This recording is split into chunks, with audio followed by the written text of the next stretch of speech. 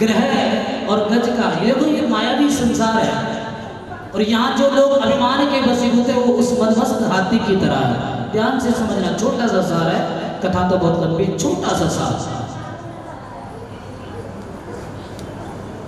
गज मदमस्त हाथी सरोवर में स्नान करने जा रहा है, सरोवर में स्नान करने जा रहे हैं। और ये जो मगरमच्छ है, ये माया है, ये हमें खींच रही है इस सागर में, मायावी सागर में हमें खींच रही है। और हमारे अंदर का जो मान है, अभिमान है, वो हमें, ये कथा बड़ा सरल है। मदमस्त हाथी जाता है और अंत में भगवान की शरणागति होता है, बोलता है अब तुम ही मुझे बचाओ। गज ग्रहा लड़े जल भीतर आई, नाथ करी ना देरी। और जब ये मदमस्त हाथी गज को पकड़कर खींचने लग गया, पांव पकड़कर, तो ये चिल्लाने लग गया, आवाज निकालने लग गया, गो। क्योंकि जानवर है, मनुष्य की तरह सुंदर भजन नहीं कर सकता कोई भी।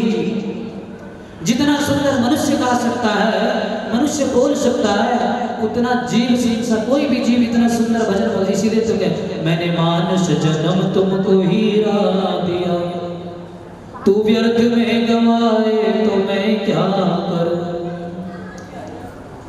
तू व्यर्थ में गवाए तो मैं क्या करूं। ये भी गाना है, बोल नहीं पा रहा लेकिन गो।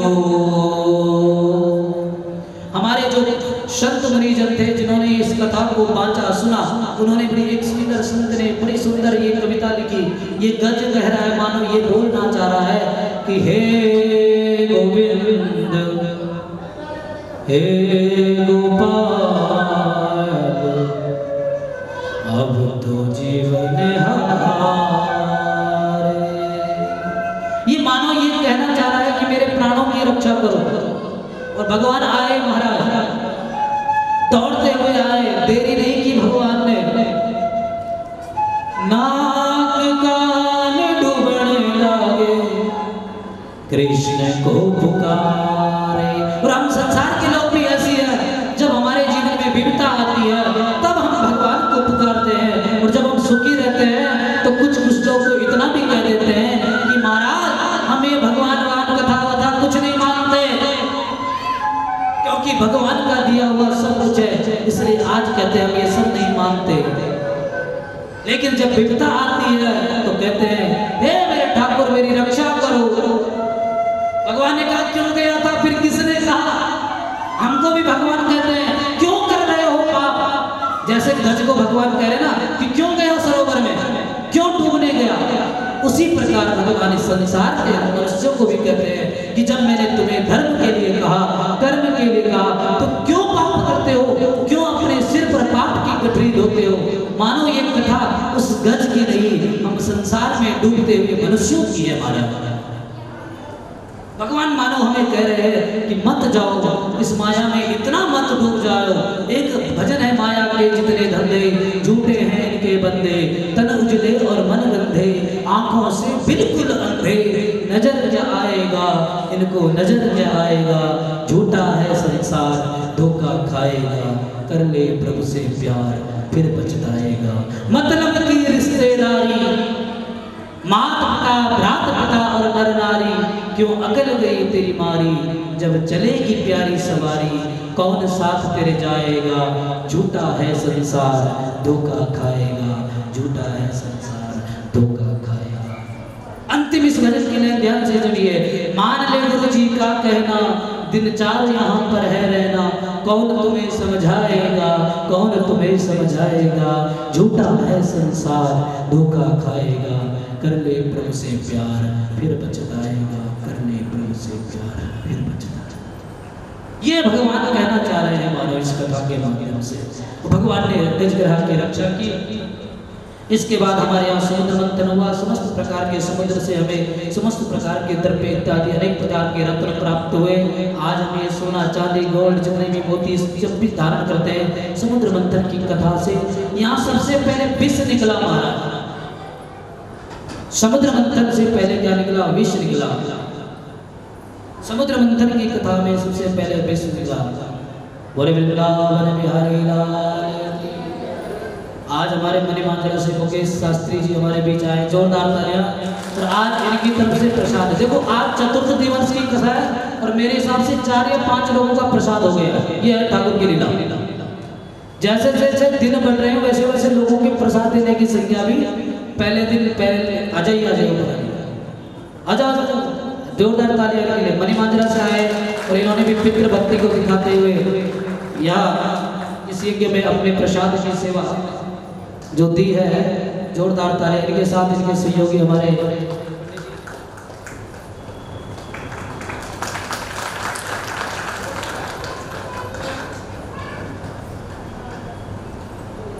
तो जोरदार तालियों के साथ भी मंडली का स्वागत। देखो पितृ भक्ति हमारे ब्राह्मणों के अंदर भी पूरी दिख रही है और हमारे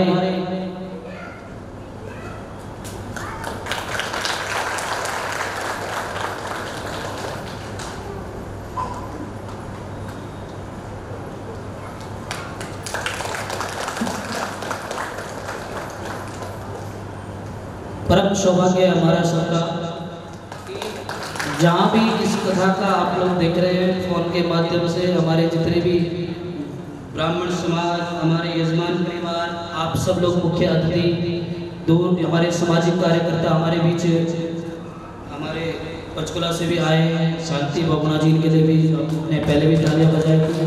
इनकी जितनी तारीफ की जाए उतना कम है। हर सामाजिक संस्था से जुड़े हैं। मैं इनको हर समय सोशल मीडिया के माध्यम से भी देखता रहता हूँ। अपनी रमा बहन को मैं देख रहा हूँ, नए गाँव से आए हैं। हमारी धारी देवी संकीर्तन मंडली आज हमारे बीच आई है। सबके लिए इस कथा में सबके लिए एक बार अपना जोरदार तालियां। और उसके बाद थोड़ा सा कथा प्रसंग में बढ़े। उसके बाद क्योंकि आज कृष्ण जन्म करना है, समुद्र मंथन से सबसे पहले विष निकला। और इस कथा का भी सीधा अर्थ यही है कि जीवन में हम सबको पहले अपने अवगुणों को निकालना चाहिए। हर बार कहीं पे भी अपने अवगुणों को पहले बाहर निकालना चाहिए। उसके बाद हमारे पास केवल गुण ही गुण बच जाएंगे।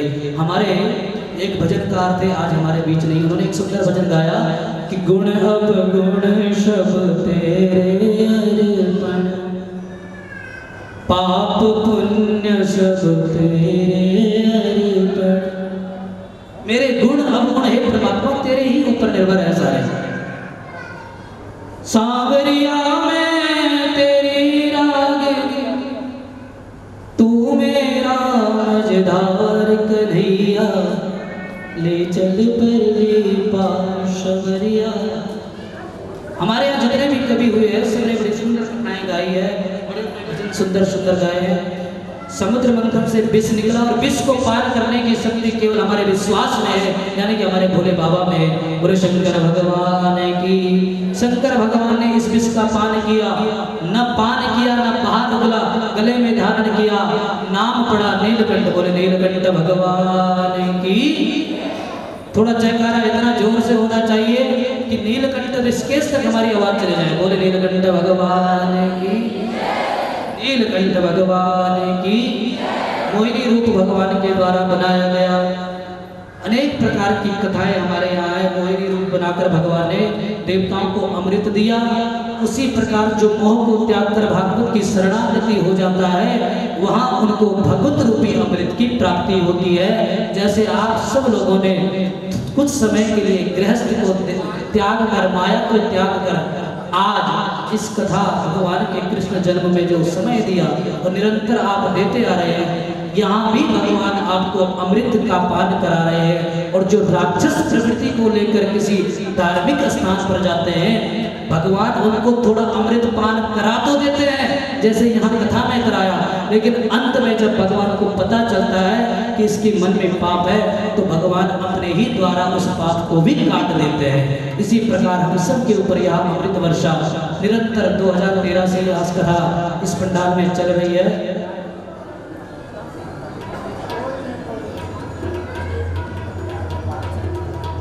तो हमारे जो कन्हैया बने हैं यहाँ पर, उनको भी आज बोले मीटिंग में जाना है, तो जोरदार तालियां उनके लिए भी। चलो समय हो गया, क्या करें। इसके बाद हमारे यहाँ भगवान ने भगीरथ जी के द्वारा इस गंगा का अवतरण की कथा है। भगीरथ के कई पूर्वज तपस्या करते करते भगवान के शुभाम चले गए। भगीरथ जी के द्वारा खूब तपस्या हुई। अंत में भगीरथ जी ने इस गंगा को इस धरती पर लाया, सभी पितरों के उद्धार के लिए, पापों को मुक्त करने के लिए। गौमुख मिटी माँ गंगा, गंगोत्री बिटन माँ गंगा, ऋषिकेश हरिद्वार, हरिद्वार के बाद माँ इलाहाबाद गंगा सागर माँ विलीन वे जाती। और गंगा अवतरण की कथा आपने कई बार सुनाई में। आज गंगा अवतरण कथा के पुनः बाद, क्योंकि हर जन्म में, कृष्ण जन्म राम जन्म में गंगा स्नान जरूर होना चाहिए, यमुना स्नान जरूर होना चाहिए। गंगा अवतरण कथा के बाद थोड़ा राम जन्म की कथा आती है। सुखदेव महाराज राजा परीक्षित को सुनाते हैं एक ही श्लोक में, आदो राम ततो वनादिगमनं मत्वा मृगं कांचनं वैदेही हरिणं जटायुवर्णं सुग्रीव शंभाषणं बाले निग्रहणं समुद्रतरणं लंकापुरी दाहनं तस्याद् रावण कुंभकर्णहननं एतद्धि रामायणम्। अभी कुछ समय पहले हमने यहाँ सेक्टर 41 दुर्गा मंदिर में राम कथा की, तो मुझे भी तभी पता चला कि राम की कथा में क्या सार है, क्योंकि भागवत तो बहुत ज्यादा है, तो राम कथा की जो कथा है ये बड़ी मधुर है, मीठी है। भागवत तो हर कोई समझ के चले जाता है, कृष्ण लीला हर कोई समझ लेता है, लेकिन राम जी की लीला अभी तक कोई समझ नहीं पाया। राम कथा शशि किरण समान शक्ति चकोर कर रही जही पाना। हर कोई राम कथा को समझ नहीं सकता। राम जी तपस्वी रूप धारण करके जंगल में गए और देखो माया परमात्मा की, देखो श्राद्धों के बाद पुनः हमारे चंडीगढ़ में हर जगह पर रामलीला का मंचन होगा। आप सब लोग पूरा वहां भी सहयोग करते हैं। और हमारे इस चंडीगढ़ जैसे शहर में बहुत ज्यादा धर्म होता है, बहुत ज्यादा धर्म। हमारे यहाँ राम जी ने बड़ी लीलाएं की, आपको पता है, पूरा जीवन वानप्रस्थ 14 वर्ष का वनवास। और सीता को देखो किस मती ने भरमाया महाराज, सीता को चल सका न कोई उसे हिरण ने भरमाया, राजा को बनवाया बनवासी देखो ईश्वर की माया। एक दिन बाद राम भगवान ने राज्य सिंहासन को ग्रहण करके अयोध्या का राजा बनना था, वहां एक दिन 14 वर्ष बाद आया। इसलिए सभी को मैं एक ही बात कहता हूँ कि कल करे सो आज करे, आज करे सो अब पल में प्रलय होगी, कोई पता नहीं समय का। धर्म जब भी मन में करना हो तुरंत करना चाहिए। भगवान राम जी ने बड़ी सुंदर लीला की, बड़ा भगवान का यह रामचरित्र रहा, मर्यादित चरित्र रहा। राम कथा को सीता जी का जब हरण हुआ तो भगवान ने सारे अभिमान का नाश किया, रावण का सारे अभिमान को भगवान ने मिटाया। और अंत में भगवान अपने अयोध्या धाम में आए। बोले रामचंद्र भगवान की जय, कृष्णचंद्र भगवान की जय। अब सुखदेव जी ने राजा परीक्षित को 10वें स्कंद में पूछा, हे राजन कुछ खाना है पीना है तो बताओ। पानी रह रखा है राव जी, किसी को प्यास लगे तो बराबर पानी की सेवा सबके लिए होनी चाहिए, कमी नहीं होनी चाहिए। हमारे बजाज जी, हमारे श्री के आचार्य जी, इनके द्वारा रोज यहाँ पे पानी की सेवा होगी, कमी नहीं होनी चाहिए। हम भी पूछ रहे हैं अगर किसी को कुछ खाना पीना है तो बताओ। वैसे भी 10 मिनट बाद माखन सबको मिलेगा, सबको प्रसाद माखन। कृष्ण जन्म उत्सव वैसे तो समय चाहिए, लेकिन हमारे कृष्ण जी जो है बड़ी दूर से आए, उनके लिए भी जोरदार तालियां। उनके परिवार ने खरड़ से हमारे बीच आए, तो ये भी बहुत बड़ा सौभाग्य है हमारा। तो कृष्ण जी को भी देखना है, उनके भी दीदार करने हैं। उससे पहले भगवान के वंश की कथा है, और इसी वंश भगवान यदुवंश में जन्मे हैं। देवकी वसुदेव के विवाह की कथा हमारे यहाँ आती है। देवकी का विवाह वसुदेव के साथ होता है, और हर भाई अपनी बहन को विदा करता है। कंस जी के द्वारा देवकी को विदाई दी जा रही है, और जब विदा करने यहाँ जा रहे हैं तो इतने में आकाशवाणी हो गई। कंस को आकाशवाणी से एक शब्द गूंजा,